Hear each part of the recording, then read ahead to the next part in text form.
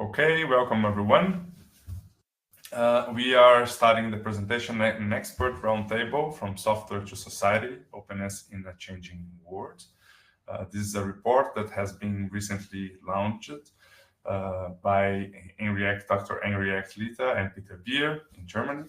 And this roundtable was created to get people from the Open Knowledge Network, which is a network around the Open Knowledge Foundation that is present in more than 40 countries, to discuss this report, as there are so many local contexts and local implications that can be different or not different or similar. So that's what we are seeing in this presentation today around the concept of openness, right? I won't be longer than my intervention won't be longer than this. My name is Lucas Preti. I am the Director of Communications and Advocacy at the Open Knowledge Foundation. And now I give the floor to Renata, Ávila, the CEO of Open Knowledge Foundation, to present the speakers and moderate the conversation. Thank you. Good morning, good afternoon, depending on where you are at the moment. I guess that our Latin American and American partners are still sleeping, but I hope that this will not be the first time that we discuss this very relevant, the last time that we discussed this very relevant report. After this activity, I foresee this very valuable material being at the center of many discussions and actions that the open movement needs to take. Today, we have a very diverse table, not only with the authors of this report, but also with people who have been in the open movement for so long across so many battles. I will quickly go introducing all the speakers, and then we will start the conversation. We have the authors of the report. First, Dr. Henriette Litta. She is the director of Open Knowledge Foundation, Germany. And she has been, she's a political science, she studied political science in Berlin, Philadelphia, and Singapore. So that already is such a broad expertise for the vision of the report. And she has been actively serving on diverse boards and government and civil society. And her area of expertise is digital transformation. Then the second author of the report is Bihr, who's a senior advisor at the intersections of tech, policy, public interest, and philanthropy. His recent focus is how emerging technologies can benefit society. He has served as interim director of the European AI and Society Fund, and he was executive director of the Waving Cat, an independent consultancy firm. Then we have Nurubandi Choudhury. He has been at the center of a revolution recently, and he will tell us more about that. He has been a journalist in Bangladesh for over a decade, and he has been active longer than that in the open movement. He has been deeply involved and constantly collaborating with organizations like Wikipedia, Creative Commons, and Open Knowledge Foundation. Then, with 15 years of experience in policy, impact, and digital transformation, we have Hille Hinsberg, who has worked for government, the Open Government Partnership Network, and the OECD. And she is the founder of Open Knowledge Estonia. And I think that all are introduced. Later, Olusegun Oningibinde might join us. He's still waiting. Oh, he's here. Welcome. So he's a prominent figure in Nigeria's civil war. He co-founded an organization to foster transparency and institutional accountability. He has been named Young Global Leader by the World Economic Forum in 2023, and he also serves on different boards and committees, including the Cost of Governance Reform Committee and the One Africa Policy Advisory Board. So as you can see here, we have not only the authors of the report, but people from different continents who can bring a different perspective on how is the reception of this report outside Berlin and Germany, where it came from, and what can be the impact looking forward at the open movement. This conversation is I would say, a very intimate conversation, because this report will definitely shape and touch in a very deep way our future plans, and also force us in an internal reflection with our communities and our organizations where we want to take openness forward. So it's the title is From Software to Society, but while reading it, I was reflecting it that openness probably came from society and then transform software. So we are like kind of closing the circle in this framing. So like the first question I want to ask to Henriette and Peter, what triggered this report? What was the background that made you write this report? And to you personally, what was the thing that surprised you the most when having all the conversations around openness, and when unpacking the issues, and when and as you said, narrowing the content and the conclusions? So over to first Henriette and then Peter. Yeah, thank you so much also for the question, but also for this invitation. And I'm really excited, and I'm looking forward to the open question section to get more insight from global perspectives. I think this is the most exciting part for it. Well, as a director of an open knowledge foundation, of course, having open in the title, in the name, there's an obligation to reflect what that means. So it's natural, of course, to discuss or to reflect whether the work we do on a daily basis, the activist work, the policy work, the advocacy work we do, and the thing we have in our title are matching still, right? So this is something that is constantly accompanying my work, to see whether we do what we're supposed to do, whether we have impact, and whether this is opening on a way forward.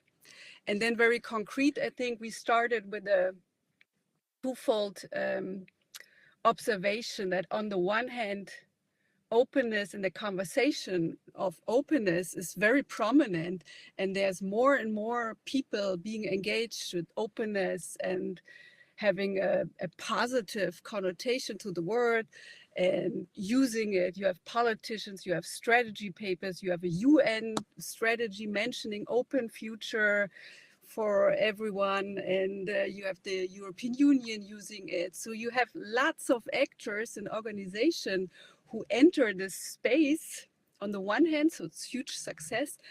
And then there's the second part of the observation, is that those organizations that traditionally have been the pushers, the activists for openness, those were kind of rolling back from it. It's like moved on to different fields. So there's new actors coming in, and the expert actors that have been there and have been pushing for more openness for the last 15 or 20 years, they kind of, I don't know, have a fatigue or have different reasons. I think we will get into it. But more and more said to us, well, we don't use the term anymore. We do different things for different reasons, but still are fighting for something, for society goals. So these two observations to make more of it, I think this was the starting point. And of course, when you don't know much about it, then we thought we could interview people who have more insights than we do and have different perspectives on the issues. So we interviewed lots of people to give us their take on where openness is and why those people or organizations do use openness as a term, as a concept, as a goal, or do not use it, right? So that's, I think, where we started. And our goal, of course, was to gain more clarity on what do people think openness is these days and how can we move forward. But guys, as you know, always there's more questions now after writing the report than beforehand. So I think there's not more clarity, but perhaps there's more concrete questions that will help us to go more forward. So that's that's what the goal was. And then we presented the study for the first time 2 weeks ago at a big conference in Berlin. At least the room was pretty packed. So there's some interest, I think, in openness in Germany, but also beyond. And this is a good point in time and place to start thinking about where to go from here. Peter, you want to add something? Yeah, let me just complement that a little bit. Thank you also for having us and for organizing this. So I think we very heavily leaned on a fantastic report by Open Future, like the Dutch-Polish NGO. The report was called Shifting Tides, and they struggle with quite a bit with like what defines the movement, the open movement today, right? And that is something that Renata, you and I have been like we've met in this context like what 20 years ago, and it was very easy to kind of draw a line around what is the open movement at the time, or it felt like that at least to me, because there were a few. It was a small group of people in absolute terms, and it was like centered around a few very central organizations, right? There was Mozilla and Creative Commons and the Wikipedia, community. And that kind of defined, gave us a pretty strong sense of identity of sorts. And of course now, and I think at the time we would have just all argued, at least I did, let's just make things more open and better things will come out of it. Everything will get better if you just open it up, right? And that turned out not to have been the case. Like it certainly was helpful, but it didn't solve all our societal problems. Maybe we projected a little too much into that process, right? And so I think openness has really expanded very much in its mission, in its ambition. It's now a mainstream thing, but also it means it lost its identity. And so when we talk to all these experts from within this movement, or who count themselves as part of this old movement, as well as people who never did, to just work on different fields, but also talk about openness in their work, we realized there is just no clearly defined movement anymore that we felt confident kind of identifying. And instead, it's kind of diffused into all these much larger debates, right? Openness is now part of like debates around geopolitics and like all other like AI and copyright, where it came from, but also just all kinds of areas. And that makes it really interesting because I was struck by how strongly we heard from almost everybody we talked to that it's as a concept, it has a bit of a midlife crisis in that it is still super important, but it is hard to rally people around the cause if you just say openness, let's go, because it's the picture is so much more complex now, and that's something I found really, really fascinating, and that's why we also hope that this really will get debated internationally much more. We're still finishing up the touches on the German translation. There might be others, hopefully, because I think there's a lot of regions also in communities that have never been part of that conversation at the scale they should have. I hope we can make a small contribution towards rekindling that conversation. I think that is not, let's not say we hope, we are going to do it. And it's a commitment, public commitment here, because it's very relevant and because it links with something that the Open Knowledge Foundation has been trying to do for a while, which is relaunching and reopening the discussion of the open definition, which you included in the report. And I don't want to unpack it here. It's something that has been on our to-do list for a long time, and it has been really lack of resources because it's massive effort to really launch a meaningful conversation around that. But this report only supports and the need of doing so as soon as possible before the concept, as you put it in the report, is diluted even further. But I want to go back to something that is very important before we go to our commentators, and it's something that I find very valuable in the report, and is that you do something that we don't do enough in our spaces, which is future scenarios and possibilities of viable futures. And so I would like if both of you can expand a little bit in these forward-looking scenarios that you included in the report, and also, what is, in your personal opinion, the more likely scenario if we remain passive and do nothing? Should I do like the very quick overview and then you flesh it out a little, please. Henriette? So like we basically try to just to give a very simple overview, because we really basically drew up very lightweight, let's say, vignettes, right? They're not fleshed out scenarios. This is not like professional futures work in the common sense, but just very briefly, we think it could just like keep going as is, basically, where everybody uses the term and it's contested, and there's a risk that it gets hijacked by astroturfing or by like right-wingers who try to use some of that language to justify online harassment. There's like all kinds of groups kind of crawling into that space and trying to take ownership. And depending, you just let it go. Everybody does their own thing. A definition organically emerges. The second would be the exact opposite, that the old open source community really claws back control, like narrative control over what it means to be open.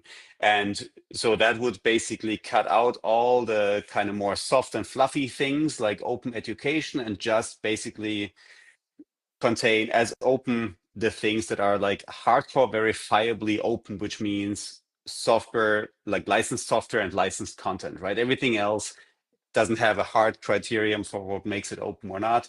So that would mean a narrowing, a much smaller alliance, but a very clear and pure mission. So one is let it go with the flow. The other one is like really narrow it down to like the purest version of open. Third, and that's the one I think we leaned against in our interpretation, is to realize what it means to think about openness by putting it into the service of a larger purpose. That could be justice, it could be public interest. That is not for us really to decide, but to really attach it to a political, societal goal, so that we up our sleeves and really get involved in political discussions in a way that I think has only happened in niches before. Thank you. Do you want to add anything, Henriette?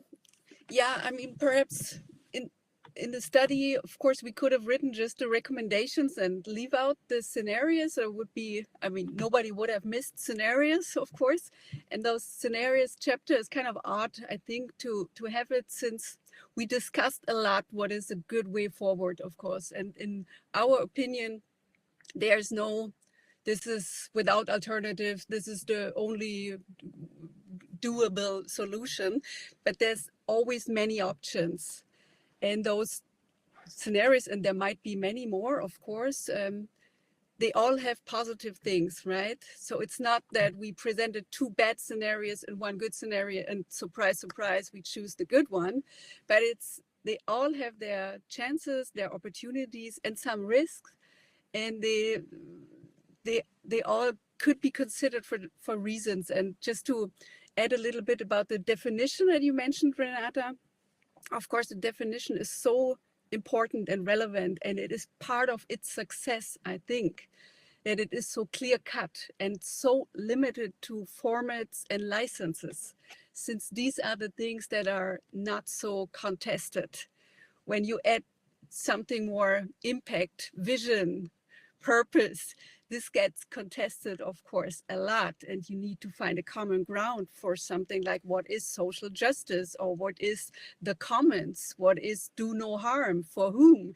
So this is a conversation that is much more complex and complicated.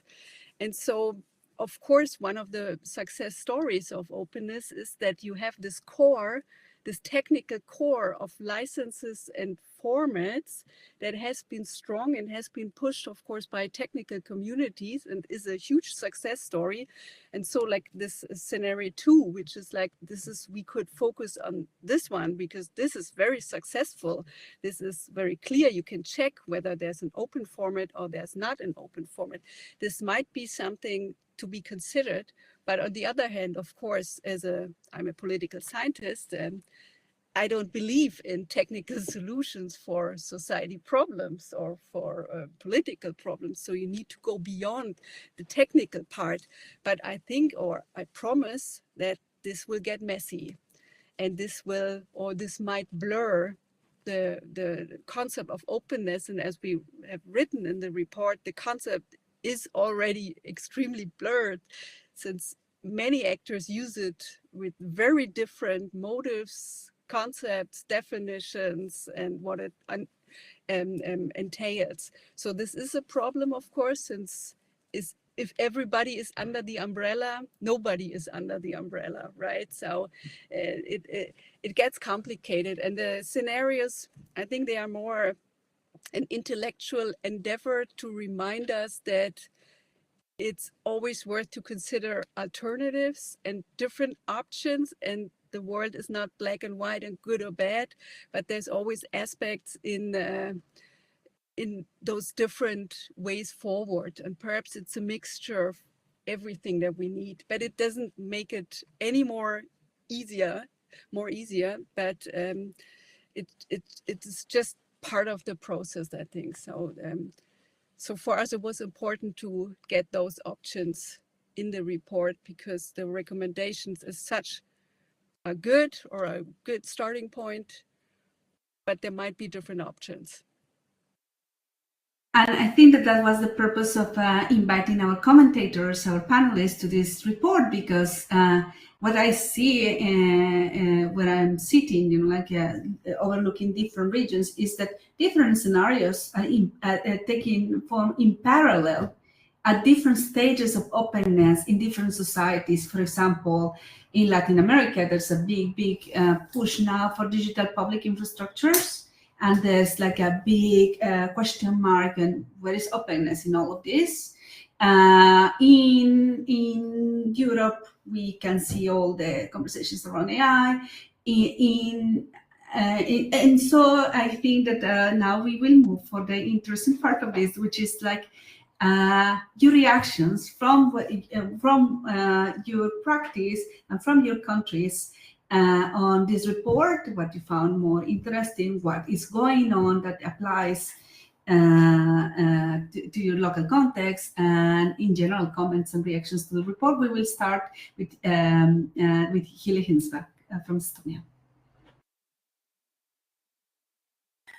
Thank you, Renata. And I'm excited to join this conversation. And first of all, thank you for the authors. I think you have made a very clear picture of what the blur is about. So that is an achievement on its own. But it also made me thinking, now that you shared, maybe the situation with a lot of mess around the definition and how people understand it does not only have a negative side, it also has kind of an opportunity moment, perhaps. So I was particularly fascinated. Maybe it's a scenario, but I think one of the proposals to start or to take the purpose of openness in mind and try to have the discussions, and if necessary, quite maybe debates around what is the purpose. But I think the side remark to it needs to be the question, who gets to define the purpose? And so we are having a talk like it's very customary when we talk about openness. Is it a process or is it an end goal? And for me, it's fine to acknowledge that it's both. You cannot achieve the end goal, whatever it might be, without the really open, inclusive, participatory, accountable process to start with. And to be very black and white, at least the way that I have experienced the discussion around the end goal or the purpose of openness here in Estonia, very radical understanding is either it's free expression, civic rights, or it's openness, fair competition for business. So enabling the business to flourish by means of everything that you mentioned: open standards, open source, open code, and open and same rules for everybody kind of attitude from the government and then from the business society, which is also very important. So I'm not giving you just these alternatives, but I think none of them needs to be sort of winner or loser in this debate. So this is what I am trying to emphasize. Let's not lose or forget about the radical ends, either of those. And that's why the blurry situation might even be beneficial to think when we are talking about maybe the merger of the two ends. And just one example, not to keep it very philosophical. I have been part of Freedom on the Net report writing for the past 5 years. And you all know that the last year was specifically a kind of a marker or a signal for having elections, and elections being tampered with technology, AI, and all kinds of platform owners and the rules that these platform owners make or don't make. So this is, in my view, one of the aspects where technology governance and democratic governance is already like it's so tightly connected. And when we kind of look over or don't address this kind of connection and this either match or mismatch, then we have lost the battle. So, speaking about this kind of maintaining the scope to democratic activities and possibilities, but on the other hand, I believe in the self-regulation capabilities of these big corporations. Yes, it might be naive, but they are players, and they need to be addressed what they can do. Not only government's role to go and punish and sanction and issue another one of the regulatory limitations to their activities, but if they themselves, the big platforms and service providers, are more keen and interested in what they can do, they can add moderation, they can add technological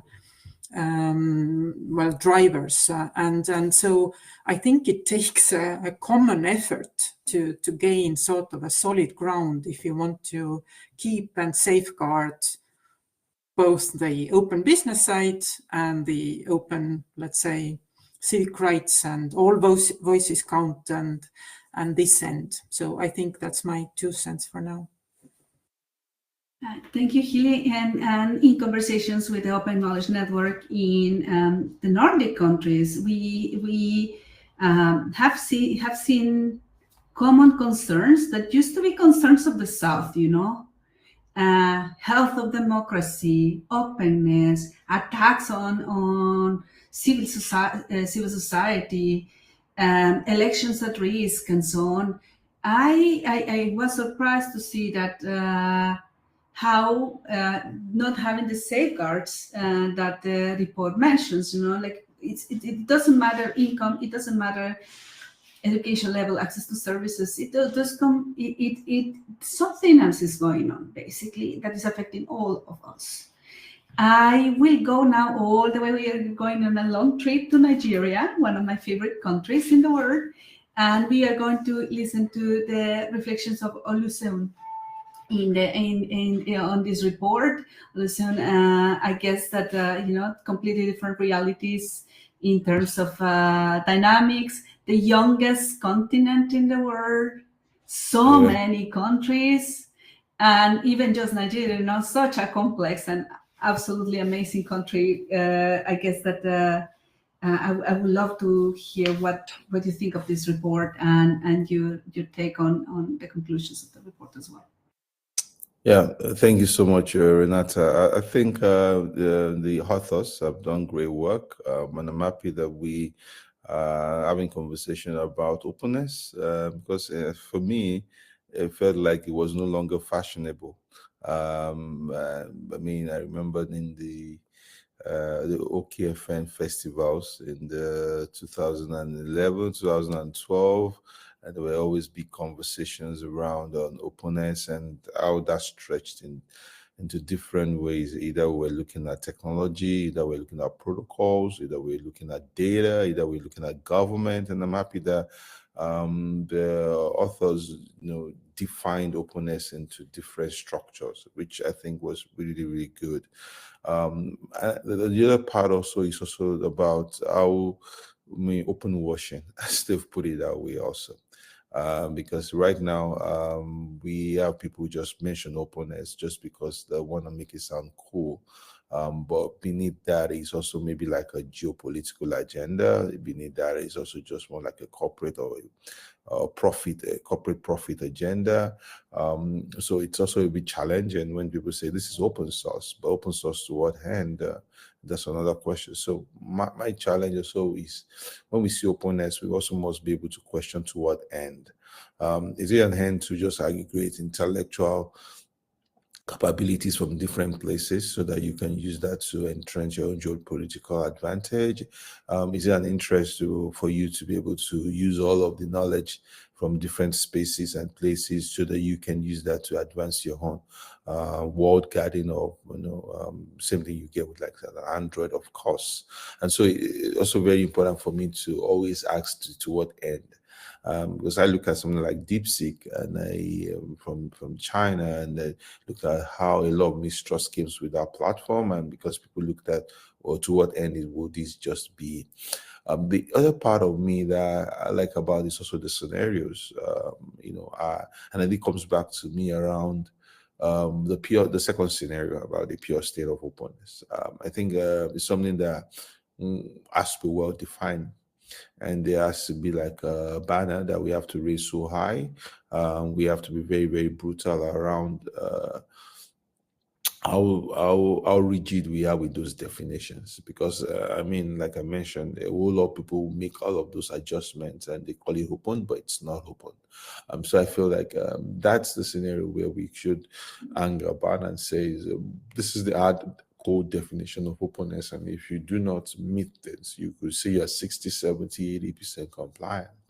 And I think it creates a bit of aspiration for people to be able to hit those marks, because it's better we are able to say this is the hard state of openness. The fourth point I want to make is about innovation. And I think it's something that maybe we've lost in recent times, because when we create this protocol solution software, the question we've not asked is also how much innovation are we exciting or are we drawing from these spaces?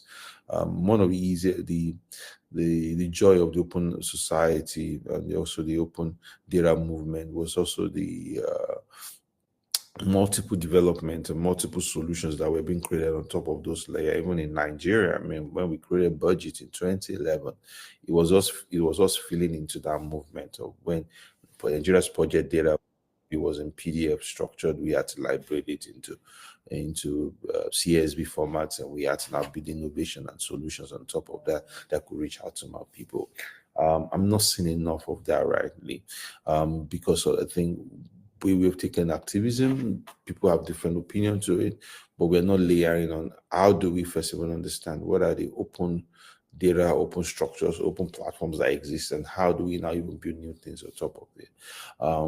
Maybe we're not funding as we should fund it. That should be. Maybe we are not investing in innovation spaces as we should invest in innovation spaces. Maybe we're not even bringing people together to do peer learning, to find out about what's happening. I mean, like I mentioned, the Open Knowledge Festivals was one of my biggest highlights in the very, very early days.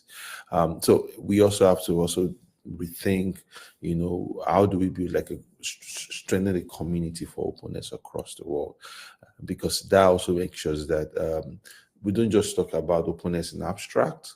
we also show it to people evidently that this is what we're building out of all of this great work.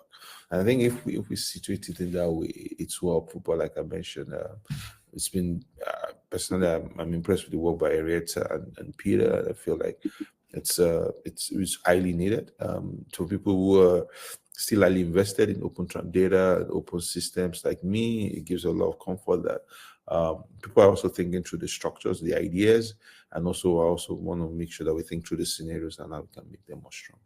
Thank you. Thank you so much, Truth, in what you said. And I also miss the Open Knowledge Festivals. That was like, what was it was an encounter moment where we could have these conversations in person, having a cafe, and feel like kind of reconnect. And those spaces do not exist anymore. And I know that it's very complex, and we need to be environmentally responsible and so on. And there's no funding and so on. But I from the foundation, we are meaningfully trying to get a little bit of that back. And even in spaces like that, we need to discipline ourselves in the act of having cross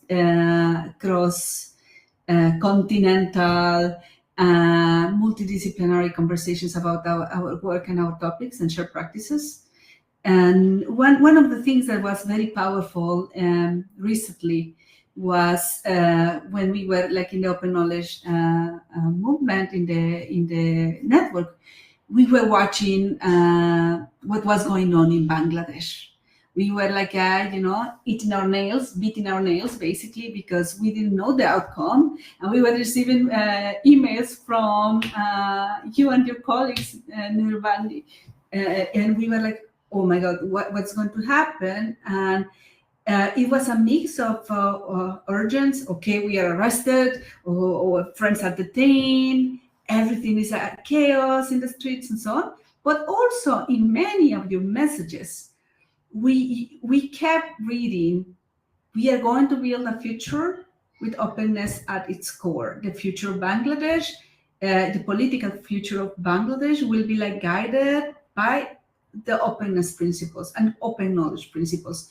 And to me, I kept printed and I kept somewhere those messages, because it was a moment where what we do felt very meaningful for things greater than just sharing an open format, but affecting people's lives. So I'm very curious to hear from you, Nurnavi, and to hear actually what's happening and what's going on over there on top of your reactions to the report.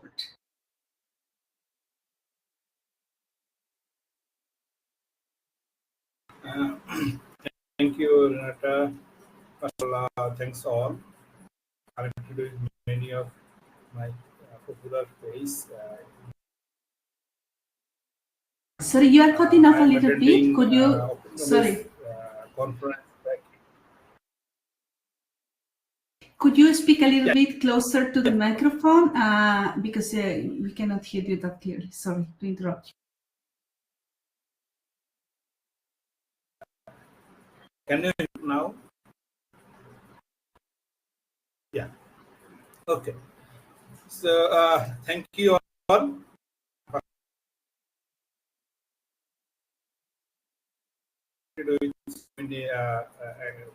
Really expert on this roundtable now. I'm very excited to see, especially Renata, connected with. We are connected with so many years back, as already said.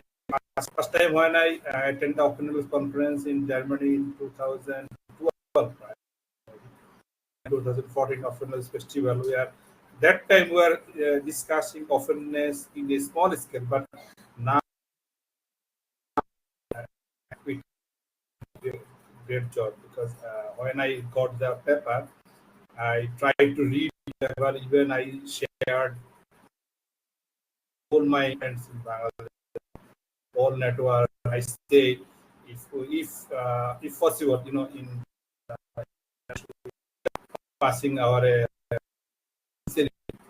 So after when our all are available again, we may try to planning to arrange a small discussion about the SEFA, that what is the output, can we connected local people from Bangladesh, and how can we engage more?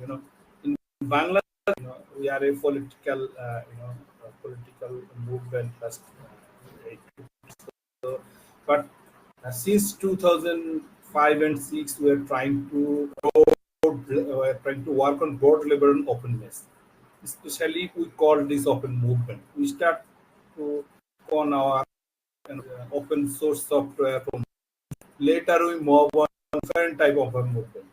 But soon, 2000, few years later, we are find that if we don't go on our own or open movement level, then we don't able to say anything others. Then we are trying to involve our own self. And I like, I personally I love to portrait based photos. So I started to many photos and different people from Bangladesh, and I already around 4,000 photos I already published under Creative Commons license. Now, after a long time, now I see in I am working as a journalist. Many local media and even international media uses my photos because those photos are under an open source license. So I now try to convince our my colleague, who those are photojournalists or the different people, that please engage with openness. It will help.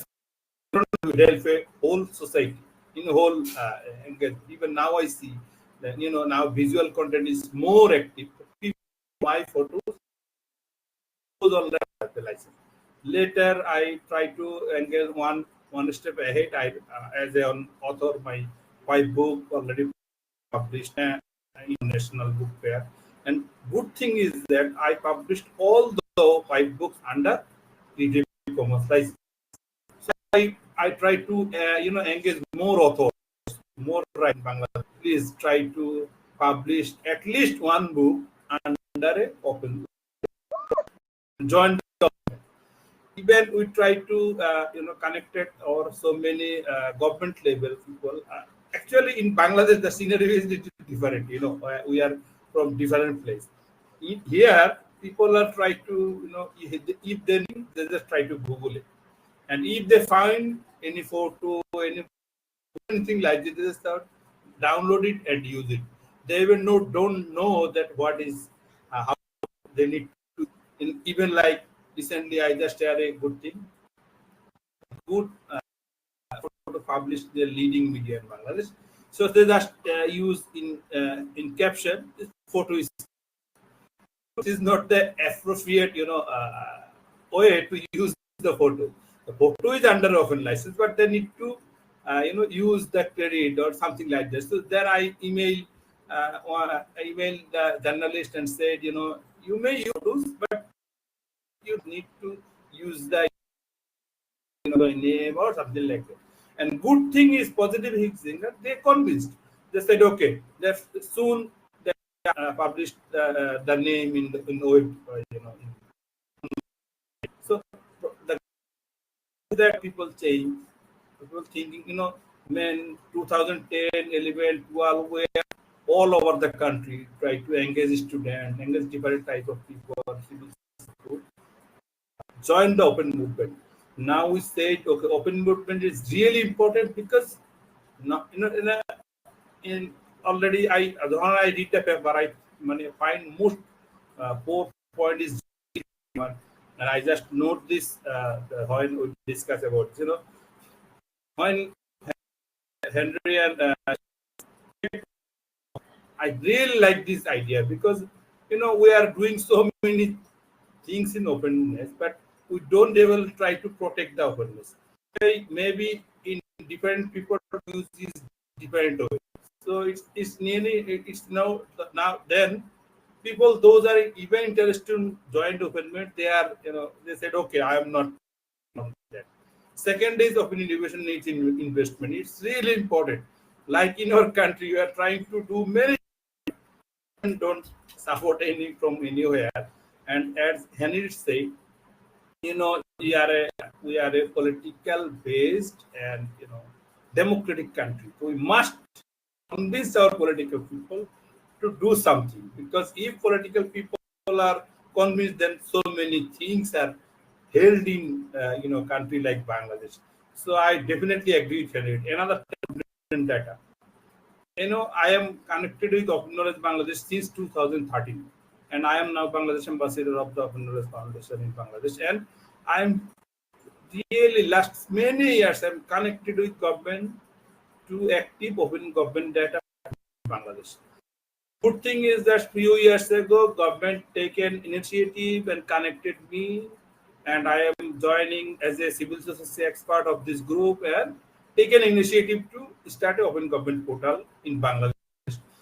That portal is not that much active, but I am happy that the initiative start. Start is really important in many like Bangladesh. So I'm really happy to see. Even I cut this those point and try to share with my academic colleagues and political view those about this. Those are interested on this and that said, this paper is really good. Please, then you take interest on that. Another thing is, strong civil society. It's really another important thing. I personally, we have a small community. Those are really try to move open. We're still trying. There are so many. I say because all of my experience, because I am connected with Wikimedia for a long time, Creative Commons for a long time, Mozilla for a long time, even Open Knowledge.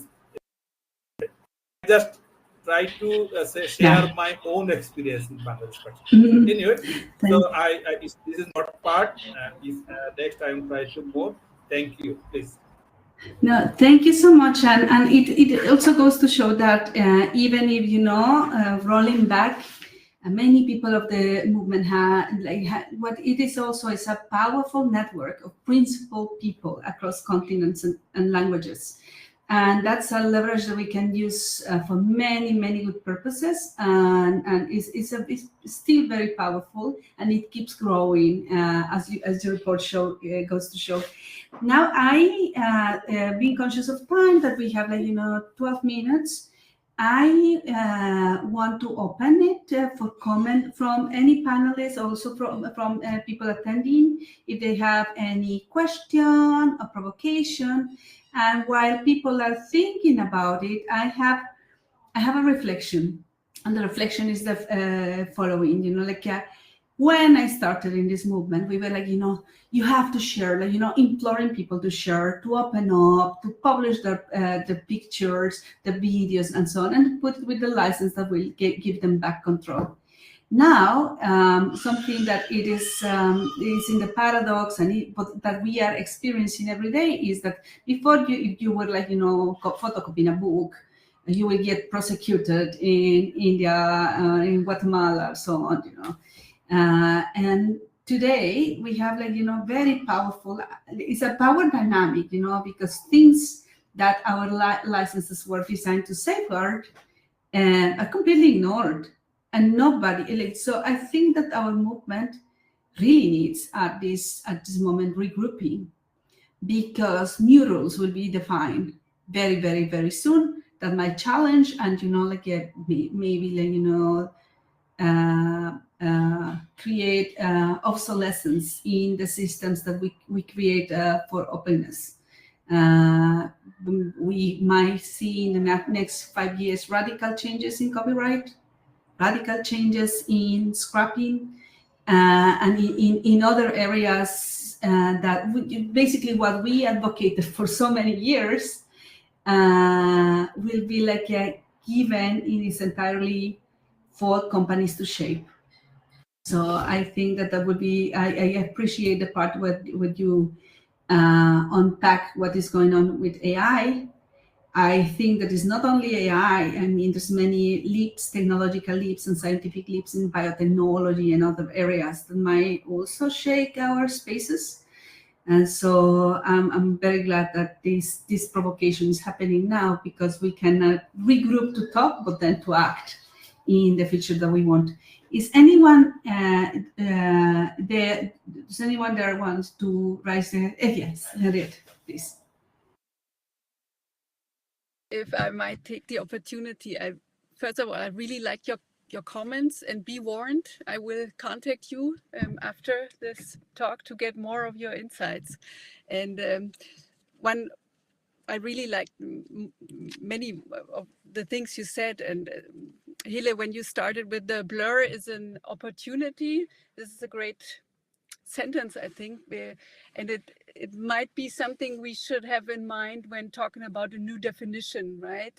Whether we want to make things more explicit, and I mean, this is the most natural urge to be more explicit and to say more about the values and the concept that we really want to group under openness, so it becomes really clear for everybody. But on the other hand, it might be a danger, since now the blurriness, as you said, Hille, it opens doors to actors that might not really know what openness is, but are not hostile, might be allies of what we like to see, but not 100%, not the purists. So those doors, we see that in Germany and in Europe, and I'm sure everywhere in the world, that there are allies who do not fulfill all of the criteria of the really purist openness ultras, let's call them like this. But the thing is to weigh where we have to be rigid and where we have to be milder in order to build new forms of cooperation, right? I think we should be very rigid when it comes to open washing and all the misuse that is going on by corporate companies and stuff, or surveillance mechanisms. But on the other hand, we shouldn't be too rigid when we have the idea that we share a goal, but perhaps the way we approach this goal is not by openness all the time, would be our impression or my impression. Then we should be not push it too far, but then concentrate on the goals that we have and say like, okay, then perhaps we can have things more open later. But if the goal is what we share, we should be easier, I think. And I reflect that, especially experience in Germany, that openness actors tend to be very rigid and very much, this is the criteria and you need to fulfill 99 of the 99 things on the list, otherwise. And I think this is, we touch a ceiling there when we keep this approach. And we need to have a different approach to how we deal with new actors, since it's not, like Peter said, it's not the niche, it's not the festival time anymore. I don't think we can have a festival where everybody shares this goal and we are all in this comfort zone. Today, everything is messy. And I think dealing with messiness is something we cannot fix with clarity, because there's no clarity. Sorry, there was no question, but yeah, well. I would like to know if Peter wants to react to the comments from the panelists as well. I'll be happy to, but also I don't want to hog the microphone because I just want to be I don't conscious see that there's any also other people in the question. room. Yes, I don't see any question at the moment.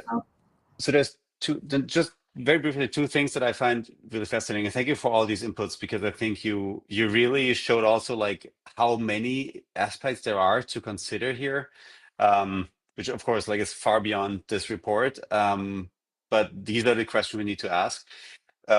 Two things that I'm really fascinated by is two questions I don't think collectively have found any answers to yet.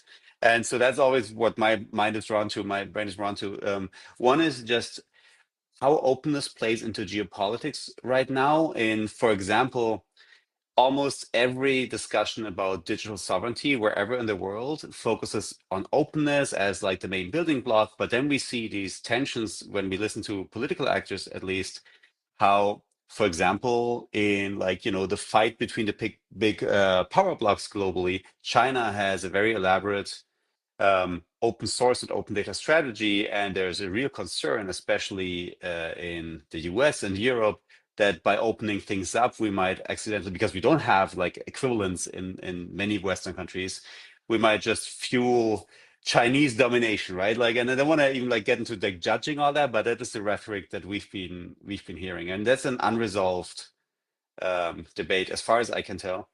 And the other one comes back to something that many of you touched on, and that is like, what does openness really mean? And especially if we look, for example, let's look at Meta and their AI model Llama. That is as open source as things get technically, right? But meaningfully, it's not open at all because nobody else has the resources to run it. And so that is like something that I think we'll see in many areas where things technically fulfill the definition of openness, but meaningfully they're closed and they're used as a competitive mode, if you will.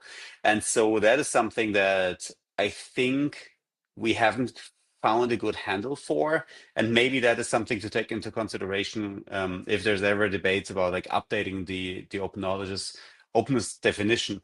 And I'm very glad I'm not the one who has to host that conversation, because I don't envy you for that, but I think that would be incredibly valuable if you can find a handle for that. Thank you so much. Unfortunately, we are almost running out of time, but this, as I said, this is just the beginning of getting all the value out of this report. We wanted to present you with reactions from, I will include me into the reactions. Then we have 4 different, continents here. We just missed one. And that brings different light, and that also is a gift to our communities, because it will be like a tool, and we hope that we can translate at least the summary of the findings in other languages, because it gives us elements to you basically save us 2 years of conversations by publishing this report, so we have a more advanced starting point to start discussing the most pressing issues for our movement. I want to, on behalf of Open Knowledge Foundation, I want to thank all of you for your generous time, and especially all the representatives from the Open Knowledge Network here.